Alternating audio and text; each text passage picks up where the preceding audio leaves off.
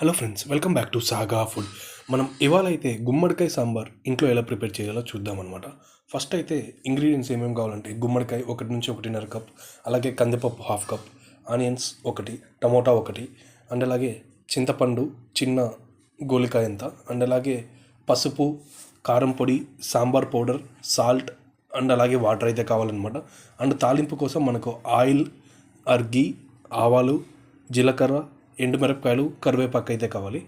గుమ్మడికాయ ముక్కల్ని చిన్న ముక్కలుగా కట్ చేసి కుక్కర్లో అయితే బాయిల్ చేసి పక్కన అయితే పెట్టుకోండి. అలాగే కందిపప్పును అయితే బాయిల్ చేసి తగినంత వాటర్ కన్సిస్టెన్సీని అయితే అడ్జస్ట్ చేసుకోండి. అలాగే దీంట్లో అయితే చింతపండు వాటర్ వేయండి. అలాగే నెక్స్ట్ కారం పొడి, మీకు కావాల్సిన మసాలాలు అయితే వేయండి, లైక్ మిర్చి powder, sambar powder, salt and వేసి బాగా అయితే కలుపుకోండి. దాన్ని పొయ్యి పైన పెట్టి బాయిల్ అయితే చేయండి అనమాట. నెక్స్ట్ ఇంకొక ప్యాన్లో కొద్దిగా ఆయిల్ వేసి కొంచెం జీరా పౌడర్ అండ్ జీరా వేసి కొంచెం ఆనియన్స్, కొంచెం టమాటో వేసి మనం తాలింపుకి అయితే రెడీ చేసుకుంటాం అనమాట.